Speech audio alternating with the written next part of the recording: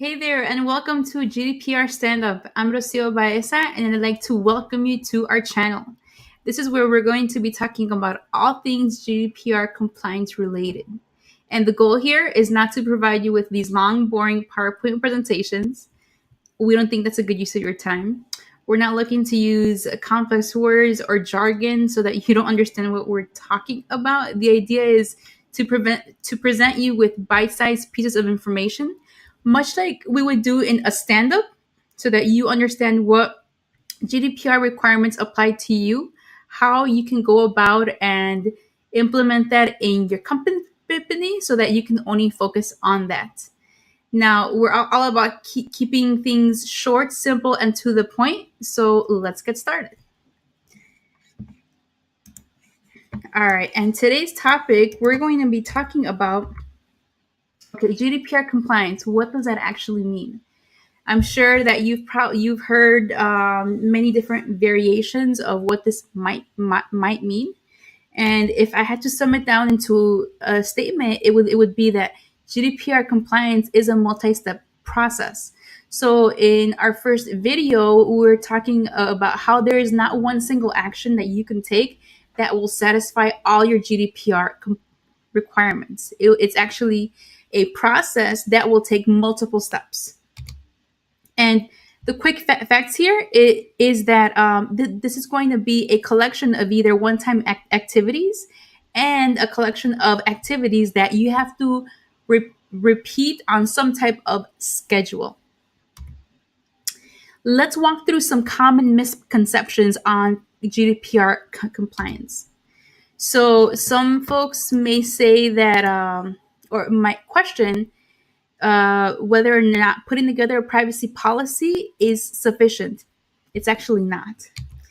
Some may say something like putting together a data security policy is enough. It's not. Delivering a GDPR training module is enough. It's not. Some may say a GDPR audit is enough. Again, that's not entirely correct. And others may say that a GDPR certification is enough. You should know that as of today, so today is what we're in April of 2018. There is no official GDPR certification out there. If someone is claiming that they can provide you with a GDPR certification, ask questions. And also be careful of any statements around purchasing a tool or environment is enough. It's not enough. So these are all common misconceptions that is not unique to GDPR. These are things that I've seen over the years for other regulations. So things like think HIPAA, think PCI, think GLBA, right? Uh, so all of the items that are mentioned here, there are components of many data security laws and regulations, framework or standards, but there is not one single thing that if you do this one thing, you're set. And this also applies to GDPR. Again, it's a multi-step process. And remember, a business is run by people, technology, and processes, and GDPR will impact all three areas. So this is a checklist that I put together, and it's basically a four-step process that should help you guide you on, okay, what does it mean to become GDPR compliant? And let's walk through what those steps are. So step number one, you want to identify the requirements that apply to your company, to your unique situation. Not all requirements apply to all businesses. It depends on many factors, things like the data that you hold, the volume of data that you hold, how you obtain the data, and how you use it. Also, if you're looking to simplify this, just know that if you take a look at our 10 GDPR components, these are the different chunks of the GDPR that may apply to your organization. If you haven't seen these, please go back and watch the overview on our first video, or you can visit us at gdprstandup.com. All right, now let's walk on to step number 2, assessing the gaps. So once you've identified what requirements actually apply to your company, you want to measure against that. And the idea is you want to understand, okay, what items do I already have in place that satisfy the requirements? Step number 3, you want to remediate gaps. So think of this as the list of changes that you need to make after you complete step number 2. And you should know that you will probably have some options as to how you remediate the gaps.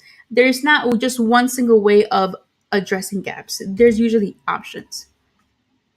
Some requirements are prescriptive, where you actually have to follow it to the T, but there are many areas where it provides you with flexibility so that you can customize it based on how the company is structured and how you run the business. And also, well, we talked about this, right? So once you understand the gaps and the options that are available to you, you want to make a decision to the path that you want to take to execute that and fill those gaps. All right. So when it comes to knowing your options, I would say these are the 4 options that I see. You can either do it yourself. Yes, this is doable. You can delegate this to a member of your team. This is very common. You can hire a new employee to do this for you. This will require time and resources. And number 3, you can always hire a consultant to do this for you.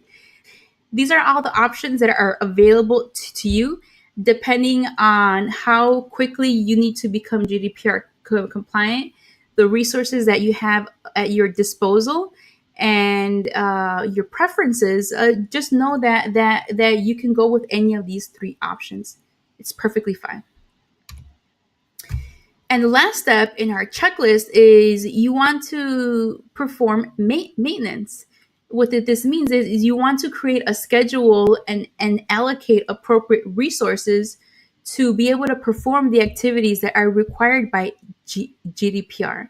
And this will mean investments and changes to people, technology, and processes. So remember, at the end of the day, GDPR is in place to protect personal data. It calls for companies to provide more transparency on how they are using this level of information, and also provide individuals with rights and choices on how companies can use this personal information. So, to recap, GDPR compliance is a multi step process. We have a 4-step process to help you understand what that GDPR compliance checklist involves. Step number 1, you want to understand which of the requirements actually apply. Number 2, you want to assess the gaps and see how you measure up to the requirements that apply. You want to remediate the gaps. And lastly, you want to do maintenance. So continue to do the things that the GDPR requires. All right. And just for anybody that did not see the first video, just know that we do have this diagram of our 10 GDPR components available on the website. And you can get that at gdprstandup.com. So that concludes our session for today. Thank you very much for watching. We understand that you are busy. You want to understand what's relevant to you, to your company, be able to focus on that so that you can get back to the priorities that you have. If this video was helpful to you, please either give us a thumbs up or subscribe to the channel, and that will help us reach a wider group so that if other people are looking for this type of information, they actually can.